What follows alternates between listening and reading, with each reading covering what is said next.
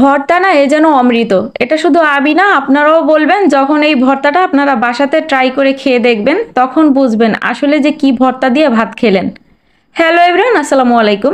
আজ আমি আপনাদের সাথে ফেলে দেওয়া একটা জিনিস দিয়ে এত মজার একটা ভর্তা রেসিপি শেয়ার করব। আশা করি এই রেসিপিটি আপনাদের কাছে ভালো লাগবে। তো এখানে আমি বেশ কতগুলো পটলের খোসা নিয়েছি। আমরা সাধারণত কি করি, পটলের খোসা ফেলে দিই না। তো আজ থেকে এই রেসিপিটি দেখার পরে আর পটলের খোসা ফেলে দেওয়া লাগবে না। তো পটলের খোসাটা আমি ধুয়ে পরিষ্কার করে প্যানে নিয়ে সামান্য কিছুটা লবণ আর কিছুটা পানি দিয়ে এবারে ঢাকনা দিয়ে ঢেকে দিচ্ছি। এটা সিদ্ধ করে নিব।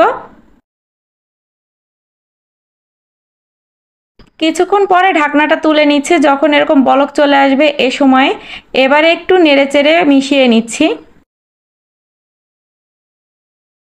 একটুখানি নেড়েচেড়ে মিশিয়ে নিয়ে ঢাকনা দিয়ে ঢেকে এবারে পুরোপুরি পানিটা টেনে যাওয়া পর্যন্ত অপেক্ষা করতেছি। তো পুরোপুরি পানিটা টেনে গিয়েছে, এবারে ঢাকনাটা তুলে নিচ্ছি। এবারে এই খোসাগুলো আমি চুলার আঁচটা লোতে করে দিয়ে ভেজে নিব। এর গায়ের পানি যখন পুরোপুরি টেনে যাবে নেড়েচেড়ে, তখন এখানে আমি কিছুটা তেল দিয়ে দিচ্ছি। অনেক বেশি তেল দেওয়ার কোনো প্রয়োজন নেই, অল্প কিছু তেল দিলেই হবে। এবারে নেড়েচেড়ে নিয়ে এই পটলের খোসাটা ভেজে নিচ্ছি। আমার আজকের এই রেসিপিটি বাসায় ফলো করে যদি আপনারা বাসাতে এরকম ভর্তা বানান, তাহলে গ্যারান্টি দিয়ে বলতে পারি যে পটলের খোসা আর ফেলে দিবেন না, আপনারা এভাবেই ভর্তাটা বানাবেন। তো খোসাটা ভাজতে ভাজতে যখন দেখবেন এরকম একটু খোসার উপরে হালকা একটু স্পট পড়বে, এ সময় চুলাটা বন্ধ করে দিতে হবে। এবার এই খোসাগুলো আমি একটা বাটিতে তুলে নিচ্ছি।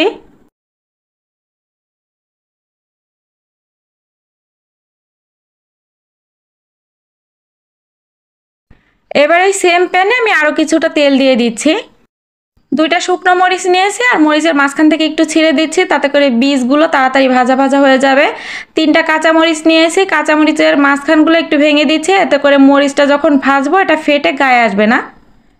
শুকনো মরিচ আর কাঁচামরিচ এবারে একসাথে ভেজে নিচ্ছি। তবে কাঁচামরিচটা কিন্তু খুব বেশি ভাজবো না। এর গায়ে যখন দেখবেন হালকা একটু সাদা স্পট পড়া শুরু করবে, এই অবস্থাতে মরিচগুলো আমি প্যান থেকে তুলে নিব।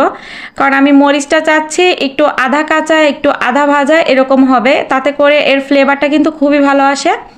তো মরিচগুলো ভাজা হয়ে গেছে, এবারে একই সাথে আমি তুলে নিচ্ছি। এখানে আমি কতগুলো গুঁড়া চিংড়ি মাছ নিয়েছি, আর ভর্তার জন্য গুঁড়া চিংড়ি মাছটাই কিন্তু সবচাইতে ভালো হয়। আর নিয়েছি বেশ কতগুলো রসুনের কোয়া, বড় সাইজের দুইটা পেঁয়াজ কুচি নিয়েছি। এবারে এখানে কিছুটা দিয়ে দিচ্ছি লবণ আর কিছুটা দিয়ে দিচ্ছি হলুদের গুঁড়া। এবারে সব কিছু একসাথে খুব ভালো করে ভেজে নিব। একটুখানি নেড়ে চেড়ে মিশিয়ে নিয়ে সব কিছু খুব ভালো করে ভেজে নিচ্ছি। আর চিংড়ি মাছটা যখন ভাজা ভাজা হবে এই সময় দেখবেন সুন্দর একটা ফ্লেভার ছড়ানো শুরু করে। তো আমি চাচ্ছিলাম চিংড়ি মাছটা যাতে ড্রাই না হয়ে যায়, এই জন্য চিংড়ি মাছ রসুন পেঁয়াজ সব কিছু একসাথে ভেজে নিচ্ছি, এতে করে সবগুলো একসাথে ভাজা হয়ে যাবে। পেঁয়াজ রসুন চিংড়ি মাছের গায়ে যখন দেখবেন ব্রাউন স্পট পড়া শুরু করছে, এই পর্যায়ে এখানে আমি 4 চা চামচ দিয়ে দিচ্ছি কালো জিরা।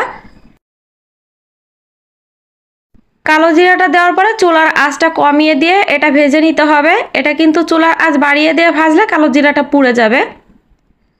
তো কালো জিরাটা মাত্র 1 মিনিটের মতন আমি ভেজে নিব, দেন চুলাটা বন্ধ করে দিচ্ছি। এবার এই সব কিছু আমি একটা বাটিতে তুলে নিচ্ছি। রেসিপিটি আপনারা কে কোন এলাকা থেকে দেখতেছেন কমেন্ট করে জানাবেন, যাতে আমি আপনাদেরকে ধন্যবাদ জানাতে পারি।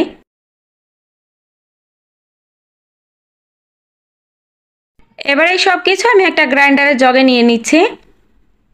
আর ভর্তাটা আরও বেশি ফ্লেভারফুল হওয়ার জন্য এখানে দিয়ে দিচ্ছি বেশ কতগুলো ধনিয়া পাতা কুচি। আমি এখানে বিলাতি ধনিয়া পাতা কুচি ব্যবহার করেছি, আপনাদের কাছে দেশিটা থাকলে সেটাও দিতে পারেন। স্বাদ মতো লবণ দিয়ে দিলাম আর 1 টেবিল চামচের মতো দিয়ে দিচ্ছি সরিষার তেল। এবারে সব কিছু আমি মিহি পেস্ট করে নিব। তবে আপনারা চাইলে কিন্তু এটা শিলপাটাতেও বেটে নিতে পারেন।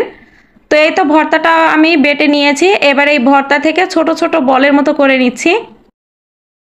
পটলের খোসার ভর্তা তো অনেকেই বানায়, তবে আমার মতন আমি যেসব ইনগ্রিডিয়েন্টস আজকের ভর্তার মধ্যে ব্যবহার করেছি, আপনারাও যদি এগুলো দিয়ে ভর্তাটা বানান তাহলে এর অরিজিনাল টেস্টটা পাবেন। গরম ধোয়া ওঠা ভাতের সাথে এরকম একটা ভর্তা হলে আর কি চাই। যেদিন এই ভর্তাটা বানাবেন আগে থেকে ভাত কিছুটা বেশি রান্না করবেন, তা না হলে ভাতের হাঁড়ি যদি খালি হয়ে যায় আমার দোষ দিতে পারবেন না। তো রেসিপিটি যদি ভালো লেগে থাকে প্লিজ লাইক কমেন্ট শেয়ার করতে ভুলবেন না, কারণ আপনাদের লাইক কমেন্ট আর শেয়ার আমার জন্য অনেক অনেক বেশি গুরুত্বপূর্ণ। দেখা হচ্ছে নেক্সট কোনো রেসিপি নিয়ে, ততক্ষণ সবাই ভালো থাকবেন, সবাই সবার জন্য দোয়া করবেন। আজকের মতন বিদায় নিচ্ছি, টাটা, বাই বাই।